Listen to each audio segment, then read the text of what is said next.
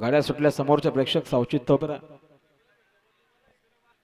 गाडीले पायथ्यावरून सुंदर गाडी बोलते डावीने बघा भीष्मा बोलतोय. भीष्मा सोबत छोटा रणवीर अतिशय सुंदर निर्वाद वर्चस्व आत्ता आल्या शर्तीत डावी साईड. धन्यवाद. सुंदर गाडी पाहिली. उर्मिला गोपीनाथ शेठ गवारी नांदगावकरांचा रणवीर पाहिला. रणवीर सोबत भीष्मा पाहिला. सायली सोबत